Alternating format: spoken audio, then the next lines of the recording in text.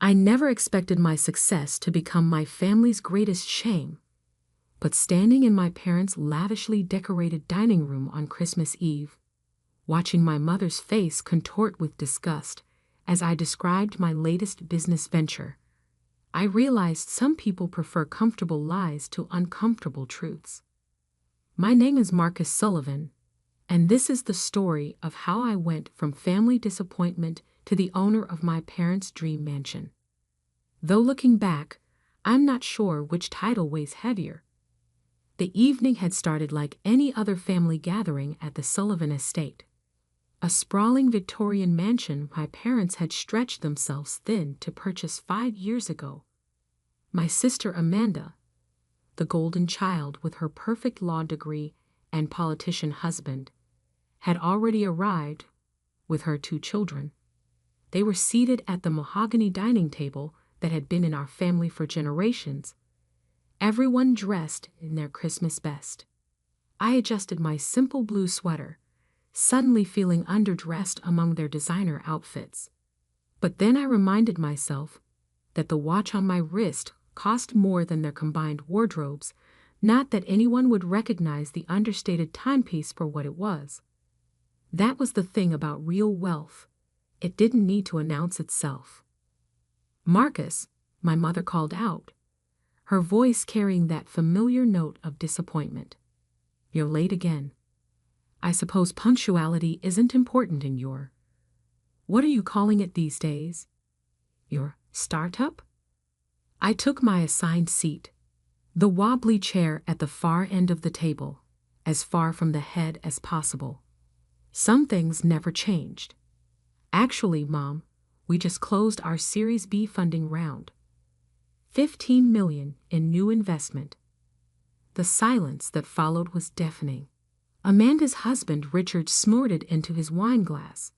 $15 million? Come on, Marcus. We all know these tech companies inflate their numbers. What do you really do all day? I could have told them about the revolutionary AI architecture we'd developed, about our contracts with 3 Fortune 500 companies, about the acquisition offers I'd already turned down.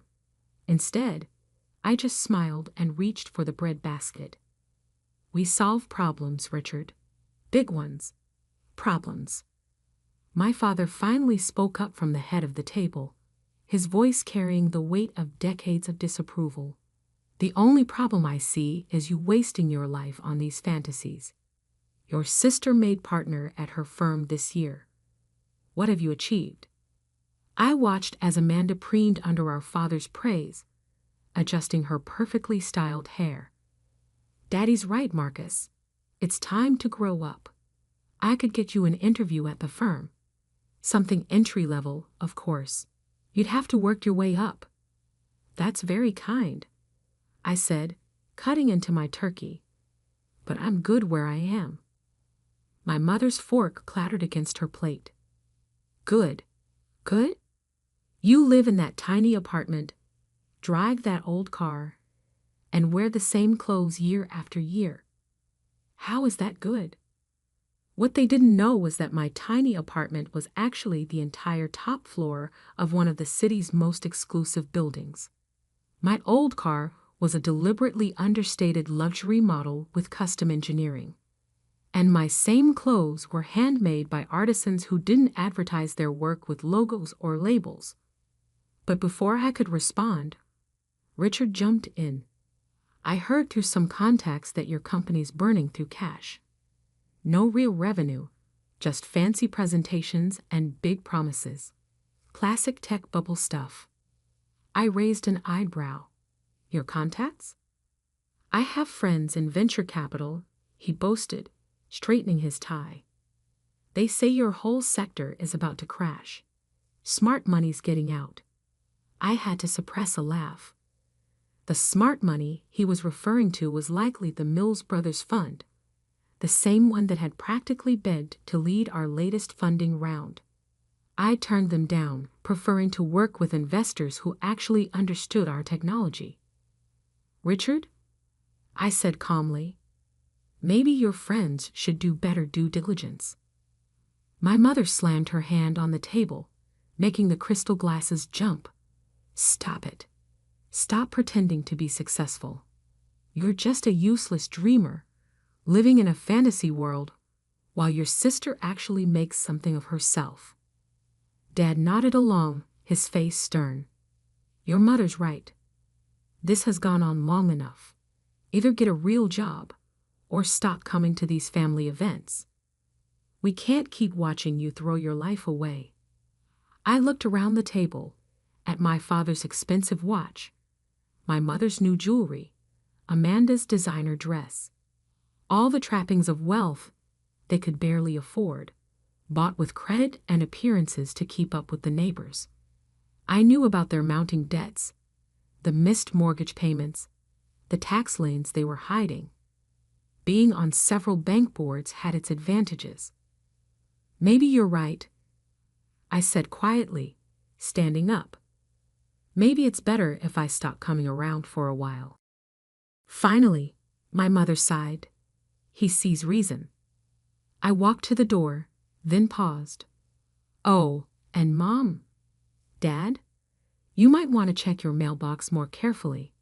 Those certified letters from the bank usually contain important information. Their faces paled slightly, but I was already walking out, closing the heavy front door behind me. As I got into my old car, I pulled out my phone and sent a quick text to my CIO. Start the process. Everything we discussed. They had no idea what was coming. But in 3 months, they'd learn exactly how useless their son really was.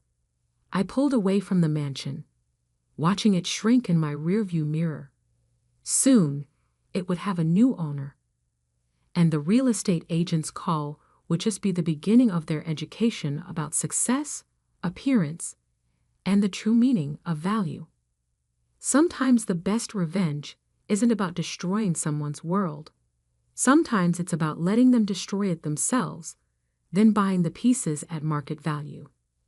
The Christmas lights twinkled mockingly in the distance as I drove home to my tiny apartment, already anticipating the meeting with the bank's foreclosure department scheduled for the new year. After all, what's the point of being a useless dreamer if you can't make a few dreams come true? And this dream, this one was just getting started. January arrived with a flurry of certified letters to the Sullivan Mansion. Each one bore the same message. The grace period was over. My father had leveraged everything to maintain their lifestyle. The house, their retirement accounts, even Amanda's trust fund. Now it was all coming due. I watched from my office on the 47th floor as my plan unfolded. The view of the city stretched out before me, snow falling softly on the streets below. My assistant, Sarah, entered with a stack of reports. The bank board approved your proposal unanimously, she said, placing them on my desk. They were quite impressed by your strategy for handling distressed luxury properties. I nodded, scanning the documents. And the other matter? Your sister's law firm just lost their biggest client. Apparently, someone convinced their entire tech division to switch legal representation. Sarah's lips twitched slightly. Their partner track might be experiencing some delays. I leaned back in my chair, thinking about Amanda's smug face at Christmas dinner. She'd been so certain of her superiority, never suspecting that her precious law firm depended heavily on clients who respected my opinion. My phone buzzed. A text from Richard. Need to talk. Urgent. Financial matter. I ignored it, just as I'd ignored the last dozen messages from various family members. Instead, I pulled up the real estate listings on my laptop. The Sullivan Mansion, once the crown jewel of Oakwood Heights, was now featured prominently in the distressed properties section. 3 weeks after Christmas, my mother tried a different approach. I found her waiting in my company's lobby, dressed in her finest outfit, pretending she just happened to be in the area. Marcus, she said, trying to hide her shock at the sleek, modern office space. "Why haven't you returned our calls? We're family." I gestured for her to follow me to my private conference room, glass-walled, overlooking the city center. Her eyes widened at the view, at the obvious signs of success she'd refused to see before. "Family," I repeated, letting the word hang in the air. "Is that what we were at Christmas?" She had the grace to look slightly ashamed. "We were harsh, but we worry about you. And now," she twisted her hands together, designer bracelet catching the light. "Now we need your help. The bank, they're being unreasonable. Your father's business has hit a rough patch. That's all. If you can just loan us." "How much?" I interrupted. "2 million, she said quickly. "Just until things turn around. With your startup doing so well." I pulled up some documents on the conference room's display. "You mean the startup that was burning through cash? The one that made me a useless dreamer?" I scrolled through page after page of financial statements. "The one that just acquired your husband's largest competitor for $300 million. Mom's face went pale as she read the headlines, the acquisition announcements, the glowing profiles of our technology in major business publications.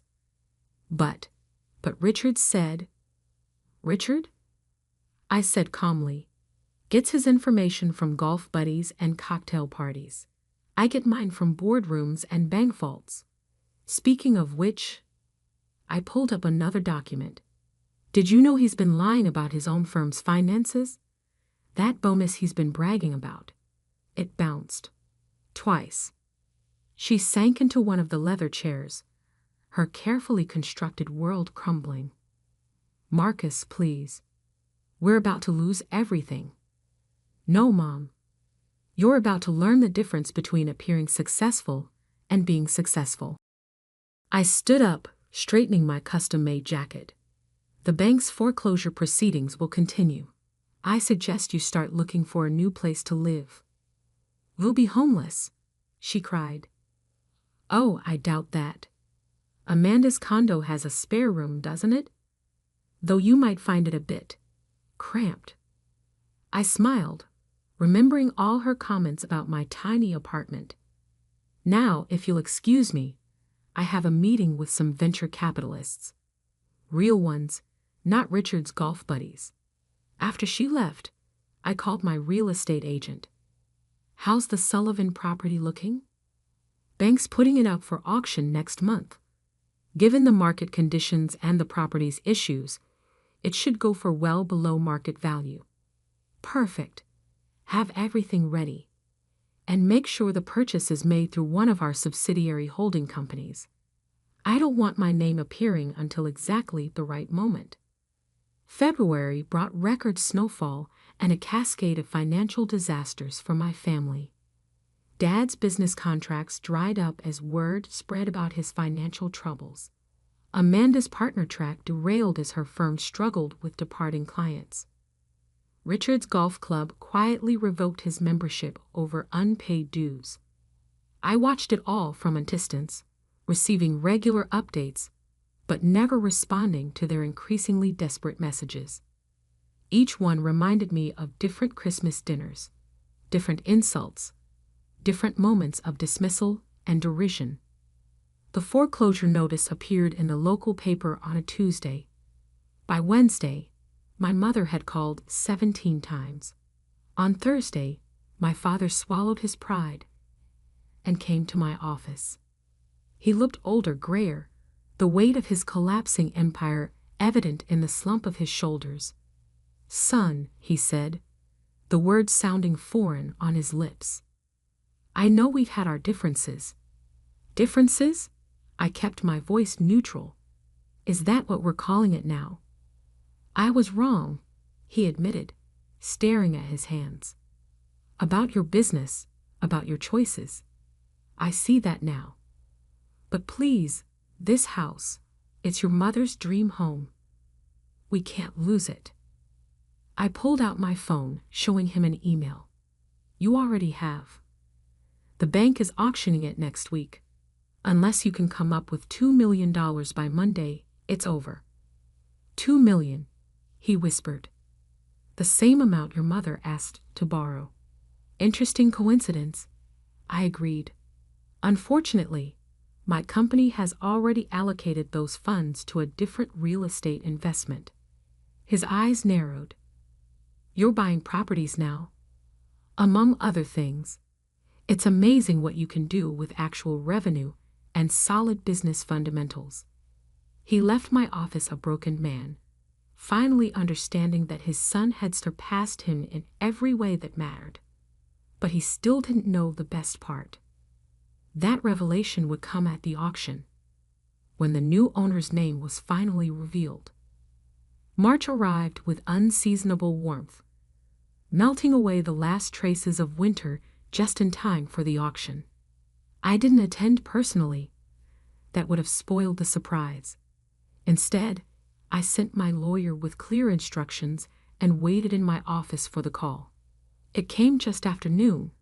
It's done, my lawyer said.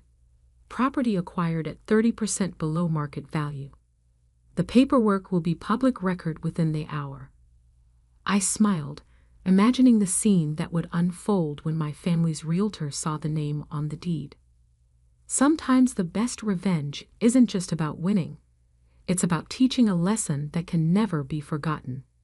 And this lesson was about to hit home in the most literal way possible. The meeting was scheduled for 3 p.m. at Maxwell and Associates Real Estate. My family had no choice but to attend.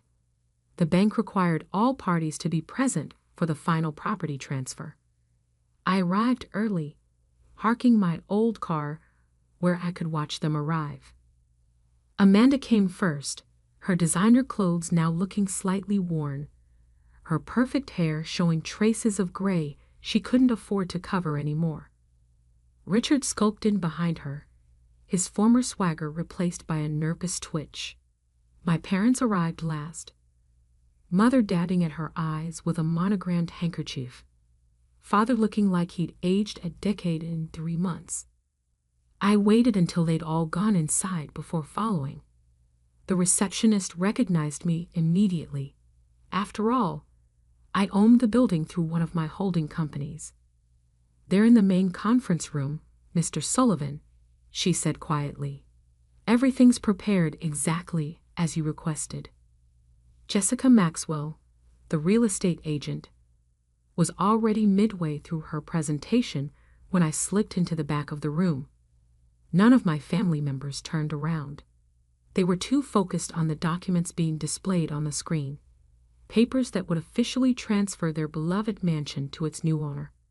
As you can see, Jessica was saying, the property was purchased at auction by Horizon Ventures LLC, a subsidiary of. She stopped, finally noticing me. Oh, Mr. Sullivan, I didn't realize you'd be joining us personally. 4 heads whipped around, faces showing various stages of shock and confusion. Marcus, my mother whispered. What are you doing here? I walked to the front of the room, each step measured and deliberate. Please continue, Jessica. You were about to explain who purchased the property. She nodded, clicking to the next slide.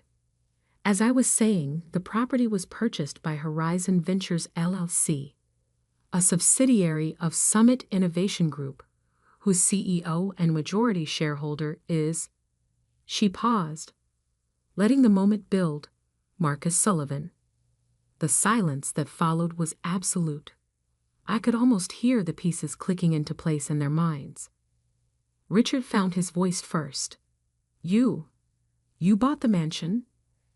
Actually, I said, settling into the chair at the head of the table, my father's usual position. I bought a distressed property at market value. The fact that it happens to be your mansion is merely an interesting coincidence. But, Amanda's voice cracked. But how? Your startup. My company. I corrected her. which is now valued at just over $1 billion, thanks to our recent technological breakthroughs and strategic acquisitions, including, I believe, your law firm's largest client. Her face went pale as she finally made the connection. You were behind that?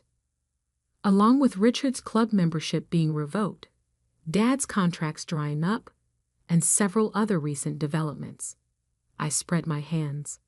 Amazing how many doors open when you actually build something of value instead of just pretending to be valuable. My father's face had turned an interesting shade of red. This is revenge, then, for Christmas? Revenge? I laughed softly. No, this is a business transaction. The revenge was watching you all slowly realize that the son you called useless had built an empire right under your noses. The son you mocked now owns the roof over your heads. Mother began to cry, but her tears didn't move me. I'd seen too many of her performative breakdowns over the years. So what now? Amanda asked. You'll throw us out? Make us homeless? I pulled out a folder and slid it across the table. Inside, you'll find a rental agreement. The property will be managed by my company, and you can continue living there as tenants. The rent is set at market rate. No family discounts. If you can afford it, you can stay. And if we can't, Richard challenged, though his voice lacked its usual confidence, then I believe Amanda's condo has that lovely spare room you can use, though it might be a bit cramped. I smiled, remembering their comments about my apartment. Of course, you'll have to pay rent there too. I bought that building last week. The room erupted in chaos. Amanda burst into tears. Richard started making threats. Mother wailed about family loyalty. Only father remained silent, staring at me with what might have been the first glimmer of respect I'd ever seen from him. I let them vent for a moment before standing. The rental agreement needs to be signed by Friday. If you choose not to sign, you'll need to vacate the property by the end of the month. Jessica will handle the details. I headed for the door, then paused. Oh, and one more thing. They all looked up, faces showing a mix of anger, fear, and dawning respect. Merry Christmas. A bit late, I know, but better than never, just like recognizing someone's true worth. The door clicked shut behind me, cutting off their responses. In the lobby, I nodded to the receptionist and stepped out into the spring sunshine. My phone was already buzzing with messages, probably more pleas and accusations from family members. I turned it off. Instead of heading back to my office, I drove to the mansion. The grand old house stood exactly as it had that Christmas night. But now I saw it differently. Not as a symbol of my family's rejection, but as a monument to how far I'd come. I parked in the circular driveway and walked up to the front door, inserting my new key. The foyer echoed with my footsteps as I wandered through the rooms, memories mixing with possibilities. In the dining room, I stopped at my old seat, the wobbly chair at the far end of the table. Taking out my phone, I sent a quick text to my assistant. Have the entire house remodeled. New furniture, new everything. But keep one piece, the wobbly chair at the end of the dining table. Frame it and put it in my office. Sometimes success isn't about proving others wrong. It's about proving yourself right. And sometimes the best revenge isn't about making others lose everything. It's about showing them exactly what they failed to see. As for my family, they signed the rental agreement on Friday. Now they live in my house, drive past my company's headquarters, and wake up every day to fresh reminders that the useless dreamer they mocked owns the world they thought they ruled. But the biggest change wasn't in their circumstances, it was in their eyes. Gone was the contempt, the dismissal, the casual cruelty. In its place was something new, understanding. Understanding that success isn't about appearances or pretense. It's about building something real, something valuable, something that lasts. And in the end, that understanding was worth more than any mansion could ever be. These days, when I host family dinners in my newly remodeled mansion, everyone gets comfortable chairs. Everyone, that is, except for the empty wobbly chair at the far end, kept as a reminder that sometimes the person you put in the worst seat at the table might just end up owning it. And for a useless dreamer, that's not a bad ending at all.